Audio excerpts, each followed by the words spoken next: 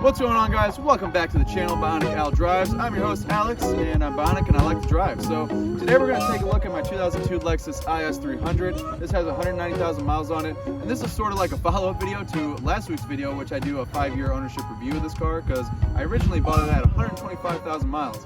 But today I wanted to look at the mods that I've done, and as you can probably tell, I haven't done anything too crazy, but all the little mods that I've done I feel like add up to a different kind of experience and appearance overall. So I wanted to dive into that today so you guys can see what I got going on. Let's go.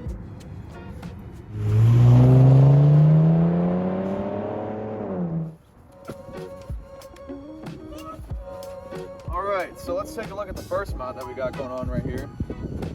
So the first thing I did was actually red out my taillights, because these in Japan are called ALTEZZAs, and if you've heard the term ALTEZZA taillight before, yeah, that's where these come from. When there's not red here, and this is just a vinyl, some people use like VHT, which is like a red spray to get a more clear, like red spray on it, but I just went the easy route and I took some red vinyl and cut it to match. Every once in a while I debate on going back to the regular style, but I don't know. I kind of like this. Drop a comment below and let me know what you think. If you like the original ALTEZZA taillights, I'll throw a picture up so you can see, or if you like them red, because I'm kind of undecided, but I've left them on for now. Alright, and so the second mod that I did was absolutely necessary. As you can see, I got a MagnaFlow tip here. Honestly, the two JZs, if you just straight pipe the muffler, I still have the resonator and the cats and everything, although a third cat delete, there's a cat back here, and if you delete that, it's good too because it's a useless cat, you don't need it. But I haven't done that yet. All I've done was remove the muffler and replace it with a straight pipe and put a tip on it. And it honestly sounds really good. It's not raspy, it's not too loud, and it doesn't drown bad either. And I get compliments on it all the time. I will put a clip or two in here now of what it sounds like, because I think that anybody who wants a cheap exhaust on their 2JZ should absolutely do this. I love it, and I've had it for 4 years and it never gets old. So check it out.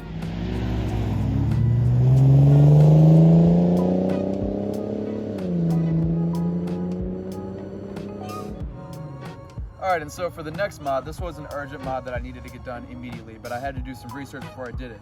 I dropped this with spring and shocks. I did not get coilovers, but as you know, in the 90s, this car was made in 98. Cars ran like monster trucks. This thing was way too high, so I dropped it 1.5 inches, and I think it probably settled to be a little bit more than that. But the springs and shocks that I have on here are the Tanabe GF210s, which I was actually looking at the Tanabe NF210s, but they were supposed to be the same spring rate of stock, except dropped the same amount. And that didn't sound too good for me, because I also like to drive spiritedly, and I feel like having a drop with the stock spring rates was gonna make me bottom out.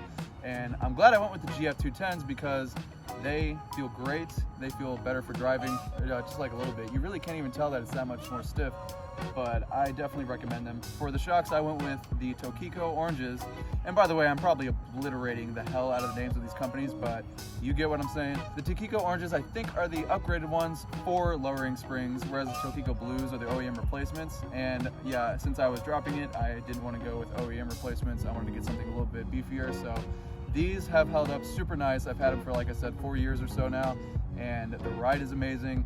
The dampening, the spring rate, everything is honestly so perfect, and nobody would ever be able to tell that it's not stock. So I still very much enjoy it. Alright, so this next mod is really cool because it's super cheap and it's pretty easy to do, and it changes the way that the throttle pedal feels, which is nice because it gives you more throttle response, and you can, there's less numbness there.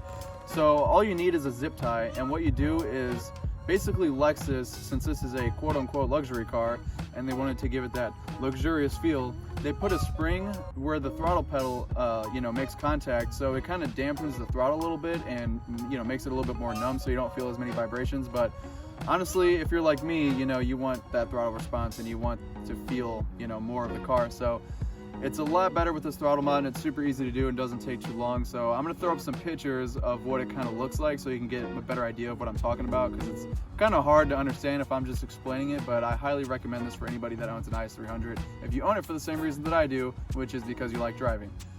So for this next mod, this was one that I waited way too long to do, and it's easily one of my favorite mods because it changes the whole stance of the car. I didn't go too aggressive with it, but what I'm talking about is my spacers. So in the front, I have 15mm spacers, and in the back, I have 20mm spacers, because I'm still on the stock wheels, and whenever you lower a car on stock wheels, you know, they're not made to look aggressive or to be lowered. And whenever you lower, wheels usually sink in. So yeah, my car was looking very top heavy for quite some time. So with some hub-centric spacers, I definitely made it look more like how it's supposed to look. It's like I said, it's not really aggressive, but you can't really tell that it was lowered and then just like left. You know, it looks like how it should look in my opinion. All right, and so for this mod, it's also a pretty simple one. It's just this grill. This is not the stock grill. This is an ALTEZZA grill. The stock OEM one from America looks like this. Basically, it's just black with the Lexus emblem, and it's got a chrome kind of band around it. I honestly swap back and forth between both of these because sometimes I want the chrome and sometimes I just dig the black look. But yeah, the grills on these cars are pretty easy. This also comes in like a dark chrome, and there's plenty of other grill options too, but I thought this was a pretty cool one because it changes the look of the car the most for my color, I feel like. And instead of having a Lexus logo, it has a little red ALTEZZA badge here, which looks pretty cool in my opinion. It's kind of like diamond shaped. That's just also one of those really easy appearance mods that kind of changes the look of your IS300 to look a little bit different from normal, you know, make it stand out a little bit, which I appreciate.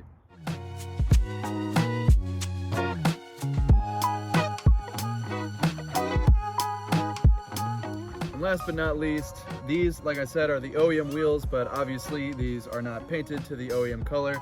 I actually, like my stock wheels, they don't hold up very well on these cars, so my stock wheels were pretty much not good looking, let's put it that way, to be a little bit nicer.